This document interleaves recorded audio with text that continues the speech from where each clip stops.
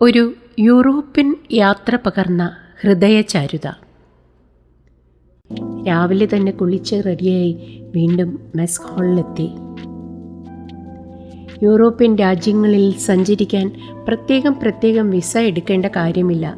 Schengen വിസയുണ്ടെങ്കിൽ മറ്റൊരു രാജ്യത്തിലേക്ക് പോകാൻ പ്രയാസമില്ല. യാത്ര ബസ്സിലാണെങ്കിലും വിമാനത്തിൽ എന്ന പോലെ ഒഴുകി നീങ്ങുന്ന പ്രതീതിയായിരുന്നു.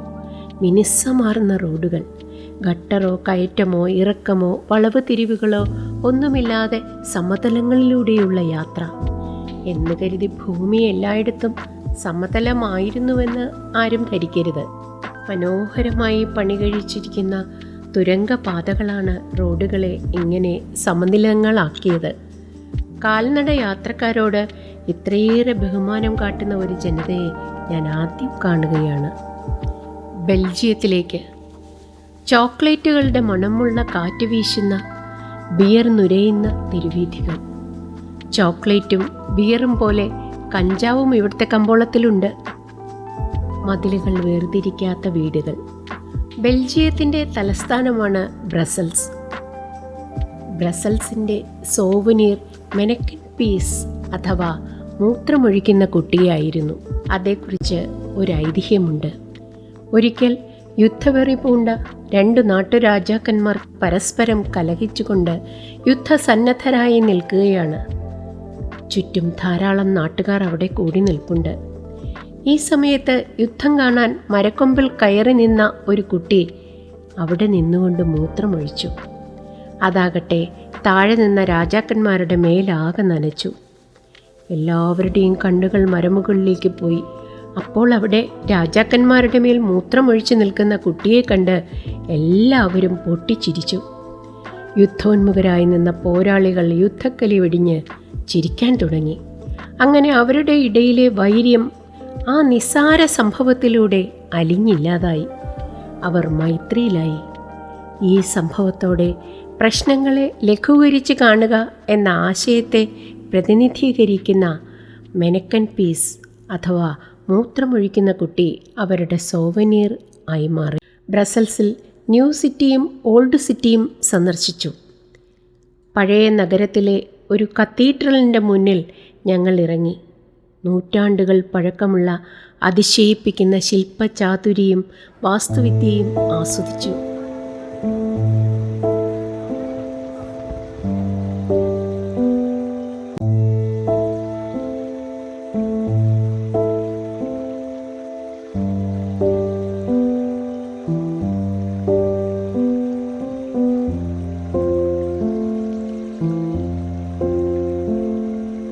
ബെൽജിയം റെസ്റ്റോറൻറ്റിലെ പേരറിയാത്ത വിഭവങ്ങളുടെ ലഞ്ച് ഏറെ ആസ്വാദ്യമായി എനിക്ക് തോന്നി.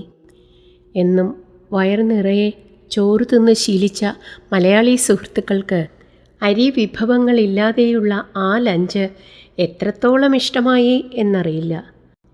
അറിയാത്ത രുചികളുടെ മേച്ചിൽപ്പുറങ്ങൾ എനിക്കേറെ ആസ്വാദ്യമായി തോന്നി. ബെൽജിയത്തിലെ തെരുവീഥികളിൽ കണ്ട ഷോപ്പുകളിൽ നിന്ന് ഞങ്ങൾ പ്രിയപ്പെട്ടവർക്കായി ചോക്ലേറ്റുകൾ വാങ്ങിക്കരുതി.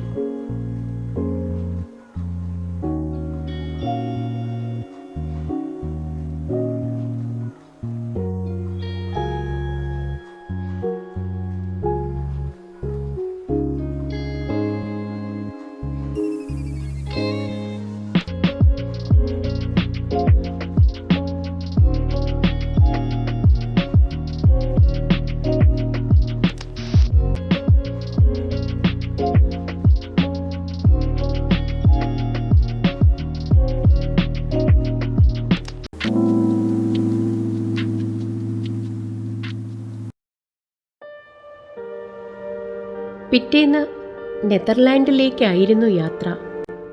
കുട്ടനാട് പോലെ കടൽ നിരപ്പിന് താഴെയുള്ള പ്രദേശമായിരുന്നു നെതർലാൻഡ്. ഇപ്പോൾ അവർ സമുദ്ര അതിർത്തികൾ ബണ്ടുകൾ വെച്ചടച്ച് സുരക്ഷിതമാക്കിയിരിക്കുന്നു.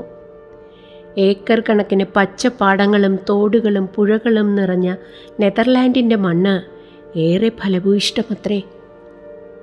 കാർഷിക രംഗത്തെ അഭിവൃദ്ധി വ്യാവസായിക രംഗത്തും ജീവിത നിലവാരത്തിലും പ്രതിഫലിക്കുന്നു. നഗരത്തിലൂടെയുള്ള ഒരു ബോട്ട് യാത്രയിലൂടെ നഗരചരിത്രവും ഹൃദയത്തുടിപ്പുകളും അവർ വിനോദസഞ്ചാരികൾക്ക് പകരുന്നു.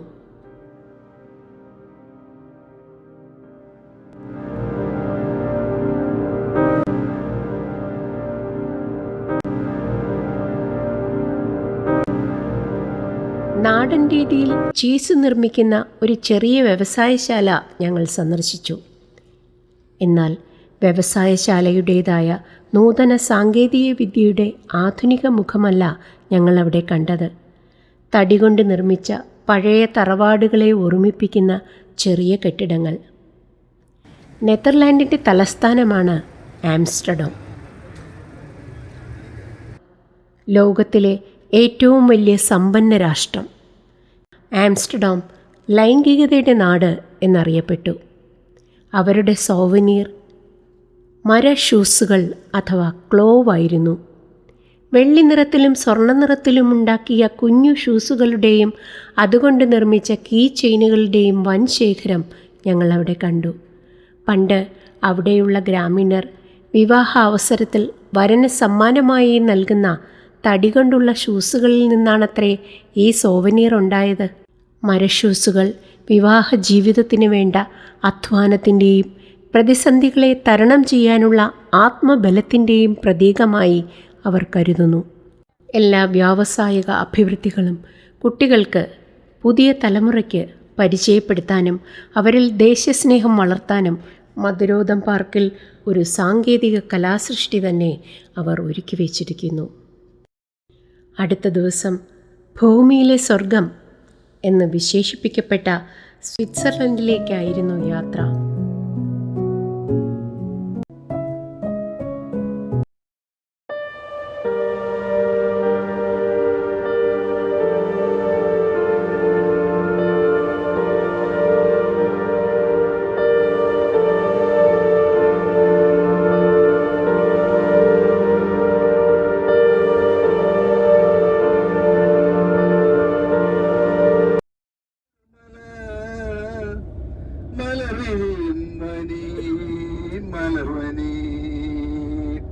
മധുനിറയും മലർ